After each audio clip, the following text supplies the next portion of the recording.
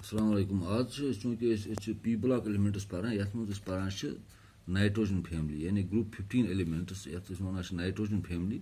अत मज पे वनिक तान अमिक आई वारिया ये नाइट्रोजन फैमिली मज पे अमिक ऑक्साइड्स कहाँ बनावान नाइट्राइड कहाँ बनावान हेलाइड्स कहाँ बनावान अम पे वातो बेकिस अकिस टाइपस पे तथ वन डाई नाइट्रोजन यानी डाई नाइट्रोजन नश हमेशा अस नश ऑक्सीजन यह N2 मॉलिक्यूलर शेप मज यह एटॉमिक शेप मज कह मॉलिक्यूलर शेप मज मौजूद चूंकि डाई नाइट्रोजन यह कोर डिस्कवर डैनियल रदरफोर्ड 1767 मज यानी 1767 मज साइंटिस्ट नाव डैनियल रदरफोर्ड तम कोर यह डिस्कवर तम वोन कि it exists as diatomic gas N2 यानी यथ N2 वन डाई एटॉमिक गैस डाई गई यानी अत मज nitrogen atom in the elemental state therefore it is also called dinitrogen तवे वन डाई नाइट्रोजन चूंकि यथ मज नाइट्रोजन एटम चूंकि प्रिपरेशन अमिक वुचान प्रिपरेशन दो किस्म कर गो कर कमर्शली प्रिपेयर करान हेको आम पे हेको कर प्रिपेयर ब्या गो लेबॉर्ट्री मज कमर्शली प्रिपेयर करान यह डाई नाइट्रोजन यह प्रिपेयर करान फ्रॉम आयर यानी डायरेक्ट आयर एटमॉस्फेयर मज तम नश प्रिपेयर करान by liquefaction and fractional distillation liquefaction वन कि यम सात कह मिसाल तौर पर अगर कह सॉलिड करोन चेंज लिक्विडस मज यथ वन मेल्टिंग इथे कन गैस करान चेंज इनटू लिक्विड यथ वन कंडेंसेशन करान गैस करान directly change into liquid by the process of condensation तथ लिक्विफिकेशन पे करान फ्रैक्शनल डिस्टिलेशन यानी अत वार वार करान पत अलग अलग करान बनावान चूंकि डाई नाइट्रोजन अत लोअर बॉइलिंग पॉइंट यानी अमुक बॉइलिंग पॉइंट यह कम it distils over first leaving behind liquid oxygen यह डिस्टिलेशन अत गसान यह पथ कुन दिवान पे लिक्विड डाई ऑक्सीजन यानी यम सात अत करान कमर्शली प्रिपेयर करान पे पोतुस डिस्टिलेशन मज दिवान बे डाई ऑक्सीजन तमुक बॉइलिंग पॉइंट 90 केल्विन आसान ये सह लेबॉर्ट्री मज गो यानी अगर लेबॉर्ट्री प्रिपरेशन मज गो लेबॉर्ट्री मज गसान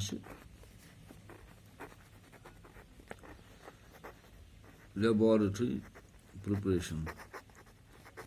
यानी ये लेबॉर्ट्री प्रिपरेशन मज गसान करो लेबॉर्ट्री मज प्रिपेयर कमर्शली हेको बाय फ्रॉम द आयर कर प्रिपेयर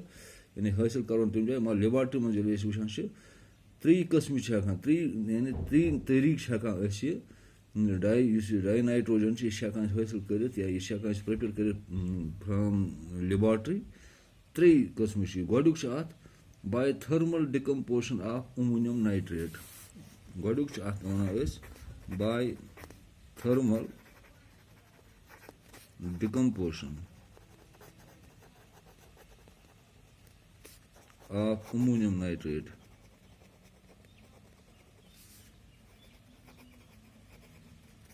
यानी ये थर्मल डिकम्पोजिशन अमोनियम नाइट्रेटस करान तेल यह हासिल कर when an equimolar aqua solution equimolar गई अत ही मोल्स आसन ही मोल्स ये कह aqua solution NaMo soluble in water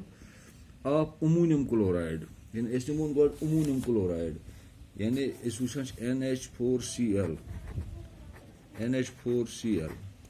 यह एक्वा सूरत मज यानी यह सॉल्युबल इन वाटर आसान बेस करान अत रिएक्शन सोडियम नाइट्रेट यानी रलावान सोडियम नाइट्रेट NaNO2 यह एक्वा फॉर्म मज क्या यह सॉल्युबल इन वाटर यम सात वुचान यह प्रोडक्ट दिवान NH4NO2 यथ वन अमोनियम नाइट्रेट अत अमोनियम नाइट्रेट बेस दिवान सोडियम क्लोराइड NaCl यह वाटर सॉल्युबल यह वाटर सॉल्युबल यह एक्वस अथी अमोनियम नाइट्रेट ये वन अमोनियम नाइट्रेट अत करान यह चूंकि unstable it decompose immediately to form dinitrogen gas यह अत पे डिकम्पोज गसान by the process of heat यानी तुलान अमोनियम नाइट्रेट अनान NH4NO2 अत हीट दिवान चूंकि यह एक्वस फॉर्म मज यह बनावान N2 दिवान गैस बे दिवान वाटर H2O यह लिक्विड फॉर्म मज चूंकि नाइट्रोजन दिवान गैसस फॉर्म मज तो वाटर दिवान लिक्विड फॉर्म मज अत दौरान गसान small amounts of NO and HNO3 are also formed यानी अत दौरान वारिया कम अमाउंटस मज वारिया कम मकदारस मज NO and HNO3 हम गसान बे हासिल अत रिएक्शन दौरान दीज इम्प्यूरिटीज चूंकि नम in the form of impurities आसान चूंकि यम सात वो यम सात रिएक्शन गसान हासिल गसान ये नाइट्रोजन गैस बे गसान वाटर अत दौरान NO तो HNO3 अत प्रोड्यूस गसान इन लिटिल क्वांटिटी मज मगर एज इम्प्यूरिटीज यानी यह निश इम्प्यूरिटी पेवान दूर कर दूर कर इम्प्यूरिटी रिमूव करने खतर कर गैस बनान अत पास यानी कर pass through aqueous sulphuric acid यानी एक्वस सल्फ्यूरिक एसिड आना तम थ्रू कर पास ये मज कंटेनिंग पोटेशियम डाइक्रोमेट ये पोटेशियम डाइक्रोमेट यानी वन कि यम इम्प्यूरिटीज गसान पौध तम दूर करने खतर कर pass through aqueous sulphuric acid ये मज पोटेशियम डाइक्रोमेट तम NO तो HNO3 यम अत इम्प्यूरिटीज दूर गसान हासिल डाई नाइट्रोजन दोयम चीज दोयम तरीक कर अमोनियम डाइक्रोमेट अम नश हासिल कर नाइट्रोजन यानी नाइट्रोजन गैस ये डाई नाइट्रोजन कर अमोनियम डाइक्रोमेट हीट दिवान NH4 होल टवाइस Cr2O7 यह गो अमोनियम डाइक्रोमेट अत दिवान हीट यानी थर्मल प्रोसेस कर दिवान हीट यह दिवान N2 नाइट्रोजन गैस बे दिवान वाटर तो बे दिवान क्रोमियम ऑक्साइड Cr2O3 यह गो क्रोमिक ऑक्साइड यानी यम जाय तरीक गसान हासिल यम जाय यानी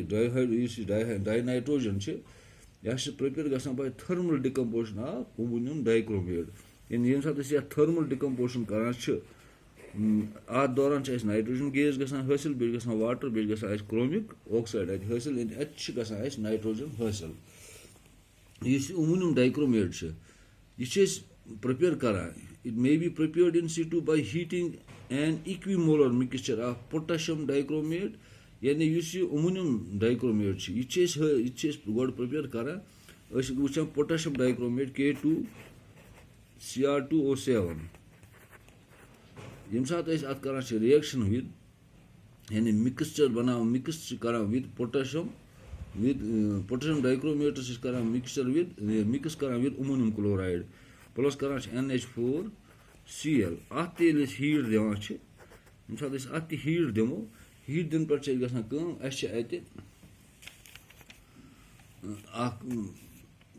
कंपाउंड बना ये वन अमोनियम डाइक्रोमेट तथ वन NH4 whole टवाइस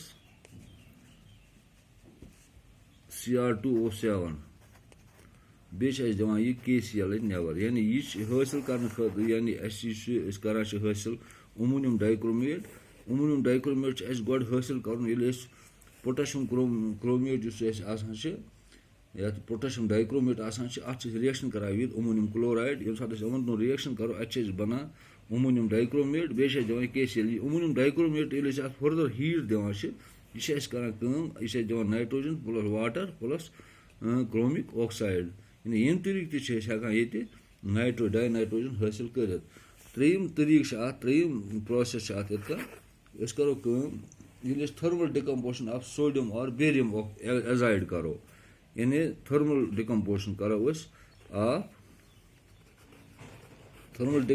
decomposition of sodium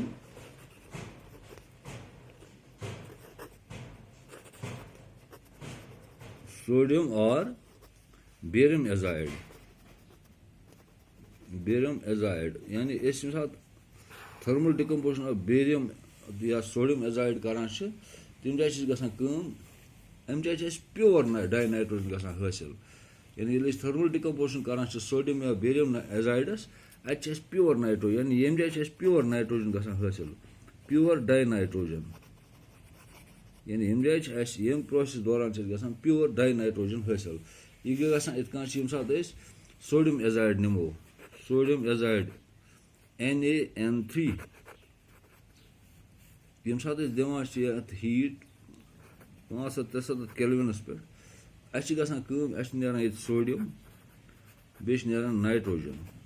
Yani yem jay çiz pure dinitrogen gasan hasil. Ethay ka agar es barium azide es nevan çı barium azide karan çı tat çı gasan kım tat çı gasan barium te be nitrogen hasil yani tat çı es be pure dinitrogen gasan hasil.